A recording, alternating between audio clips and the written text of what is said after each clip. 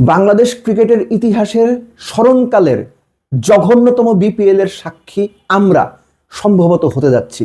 কার সময়ে? বাংলাদেশ ক্রিকেটের প্রেমে পড়ে যাওয়া বোর্ড সভাপতি আমিনুল ইসলাম বুলবুলের হাত ধরে। বাংলাদেশের টেস্ট ক্রিকেটের প্রথম সেঞ্চুরিয়ান ছিলেন আমিনুল ইসলাম বুলবুল। তার সময়েই প্রথমবারের মতো বাংলাদেশ ক্রিকেটে বিপিএল শুরুর একদিন আগে কোনো একটা ফ্র্যাঞ্চাইজি তাদের ফ্র্যাঞ্চাইজি চালাতে পারবে না বলে স্যারেন্ডার করেছে, বিসিবি দায়িত্ব নিয়েছে। এবং আরেকটা ফ্র্যাঞ্চাইজির প্র্যাকটিস চলাকালীন দুই কোচ খালিদ মাহমুদ সুজন এবং তালহা জুবায়ের ফ্যাসিলিটিসের অভাবে কোনো রকম সুযোগ সুবিধা না দেওয়ার কারণে ওই ফ্র্যাঞ্চাইজি ছেড়ে বেরিয়ে গেছেন, কোচিং করাবেন না। কংগ্রেচুলেশনস আমিনুল ইসলাম বুলবুল।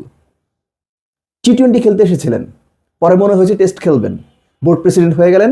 এখন আপনার ওই টেস্ট ক্রিকেট খেলার ইচ্ছা বাংলাদেশ ক্রিকেটকে এমন একটা টেস্টের মধ্যে ফেলেছে যেখানে ক্রিকেটটা ফেল করে যাচ্ছে আপনার কারণে। আমিনুল ইসলাম বুলবুল, মার্ক মাই ওয়ার্ডস। বাংলাদেশের ক্রিকেট পাগল জনগণ, সাধারণ মানুষ আপনার এই কৃতিত্ব মনে রাখবে। খেয়াল করে দেখেন, আপনারা এরই মধ্যে গণমাধ্যমে হয়তো জেনেছেন, আমি বলে নিচ্ছি যে আমি অনেকদিনই আলোচনা করিনি, অনেক কিছু থেকেই দূরে ছিলাম। কেন দূরে ছিলাম? ভাই আমি ছুটিতে ছিলাম, সিম্পল। ছুটির সময় আমি ছুটিতেই থাকি। আর আরেকটা কথা ছোট করে এই সুযোগে বলে দিচ্ছি, আমি ভাই ভিউ ব্যবসায়ী না। ভিউ ব্যবসায়ী হইলে দিনে 2টা করে ভিডিও প্রসব করতাম, আমার ওই দায় নাই। ভিডিও করে পেট চালাই তো ওই দায় আমার নাই, যে কারণে 10 দিন 12 দিন ভিডিও বানাই না, কিচ্ছু যায় আসে না আমার।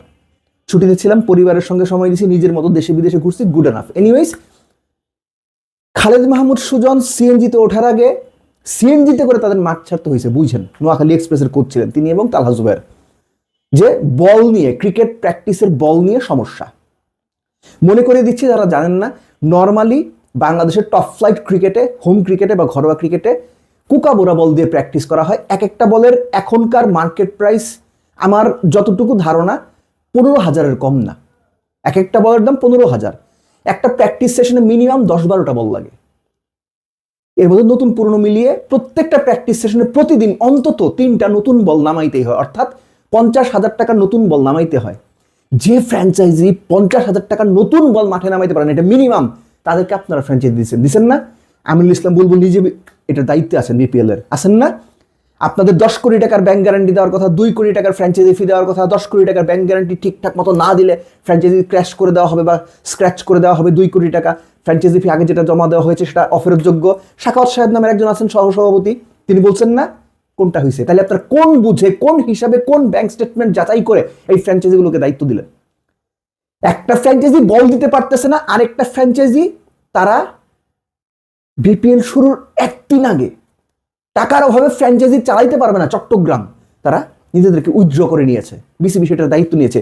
এই যে যাচাই বাছাই আপনারা করছেন। এর আগে বেশ কয়েকটা ভিডিওতে আমি বলছি, বিসিবিএল যদি না চালান কোনো অসুবিধা নাই, পেছনে গিয়ে দেখেন আমি বলছি এগুলা। কিন্তু চালাইতে গিয়া নাকে মুখে খত দিয়ে না, থুতু ফেলে ছুতু চেটে খাইতে যেন না হয়। আপনাদের এখন সেই থুতু চেটে খাইতে হচ্ছে। This is ridiculous. এবং এই যে আলোচনাটা আমি করছি, এই আলোচনাটা কোনো প্লিজেন্ট আলোচনা না। খালিদ মাহমুদ সুজন, তালহা জুবায়ের সিএনজিতে মাঠ ছাড়ছেন, মাঠ ছাড়ার আগে গণমাধ্যমে বলে যাচ্ছেন কোনো কিছুর কোনো ফ্যাসিলিটিস নাই। সেখানে আরেকজন হয়তো ওই ফ্র্যাঞ্চাইজির দায়িত্বশীলকেও তিনি বলছেন 2-1 দিনের মধ্যে সব ফিক্স হয়ে যাবে। এটা আমার কাছে খুব সিগনিফিকেন্ট। একটা ফ্র্যাঞ্চাইজি টুর্নামেন্ট শুরুর একদিন আগে কোচ যখন তাদের কাছ থেকে চলে যাচ্ছে, তখন তারা কোচদের বলছে 2-1 দিনের মধ্যে সব ঠিক হয়ে যাবে। ভাই আপনারা 2-1 দিনকে 2 মাসও ঠিক করতে পারবেন না। পাড়ার লিগ নাকি মহল্লার লিগ? বাংলাদেশ ক্রিকেটারে এই অবস্থায় কারা আনছে এই গত 6 মাস 8 মাসে? আমিনুল ইসলাম বুলবুলরা, নাজমুল আবেদিন ফাহিমরা, শাখাওয়াত হোসেনরা, এই বোর্ডে যারা যারা আছে তারা।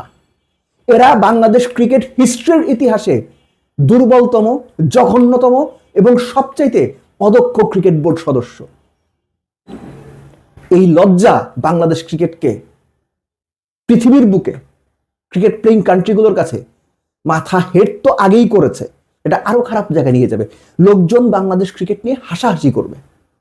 আপনি একবার যদি চিন্তা করেন, পাড়ার ক্রিকেটে, টেস্ট ক্রিকেটে এইটা হয় না, বিপিএল এ যেটা হচ্ছে খুব ঘটা করে এই হবে ওই হবে। আমি ঘরোয়া ক্রিকেটের কথা একটু পরে আসছি। কিছু কি করতে পারছে আমিনুল ইসলাম বুলবুলের ক্রিকেট বোর্ড? না, পারবেও না। সো বিপিএলটা আবারও একটা তামাশায় পর্যবসিত হতে যাচ্ছে। বিপিএল কে এখন বিরোধী প্রিমিয়ার লিগ বা অন্য কোনো নাম না দিয়ে বুলবুল প্রিমিয়ার লিগ হিসেবে নাম দেন। ওটাই অ্যাপ্রোপ্রিয়েট। আমিনুল ইসলাম বুলবুলের সঙ্গে এটা যায়। লাস্টলি শেষ করছি আরো কিছু কথা দিয়ে। আমিনুল ইসলাম বুলবুল চেয়ারে বসার পরে বিসিবি সভাপতির বিভিন্ন জেলায় ঘুরেছেন, কি খেলেছেন, সিক্সে সাইড খেলেছেন, এদিক ওদিক স্টানবাজি করেছেন, এবং সেগুলো করে বিভিন্ন জেলায় ক্রিকেট ছড়িয়ে দিতে চেয়েছেন। আপনার জানা মতে কয়টা জেলায় বাংলাদেশে ক্রিকেট লিগ হয়েছে আমিনুল ইসলাম বুলবুল বিসিবি চেয়ারে বসার পরে? একটু খোঁজ নিয়েন, আপনার নিজের জেলায় খোঁজ দেন আপনি।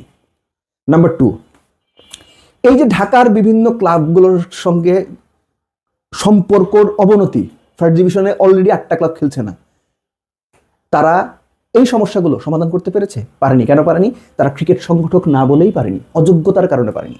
নাম্বার 3, আমিনুল ইসলাম বুলবুল বলেছিলেন বাংলাদেশ ক্রিকেটের যে কাউন্সিলররা আছেন লোকালি, তারা সবাই ওই জেলার ক্রিকেট প্রেসিডেন্ট। বিভিন্ন জেলার এই যে কাউন্সিলর ক্রিকেট প্রেসিডেন্টরা তাদের জেলায় কি কি ক্রিকেট নিয়ে কাজ করেছে আপনার জেলায় আপনি খোঁজ নেন। নাম্বার 4, রিজিওনাল ক্রিকেট হবে, বিভিন্ন জায়গায় তিনি ঘুরে বেড়ালেন, প্লেনে গেলেন, প্লেনে আসলেন, প্রচন্ড ব্যস্ত, সাথে বিভিন্ন লোকজন নিয়ে গেলেন, বিসিবির গাটের পয়সা খরচ হলো। কি হলো তারপরে? রিজিওনাল ক্রিকেট কি হয়েছে?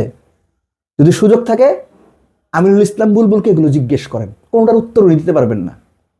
আর উত্তর দিতে পারবেন না বলেই তার যে কর্মদক্ষতা সেটা আমাদের মধ্যে প্রশ্ন তৈরি করেছে, যারা আমরা বাংলাদেশ ক্রিকেটের সঙ্গে সরাসরি সম্পৃক্ত কিংবা বাংলাদেশ ক্রিকেটের সঙ্গে সরাসরি কাজ করি। দিস ইজ অ্যাবসার্ড, অ্যালাস, জঘন্য, এবং সবচেয়ে বড় কথা, এই অদক্ষতা বাংলাদেশ ক্রিকেটটাকে শেষ করে দিচ্ছে।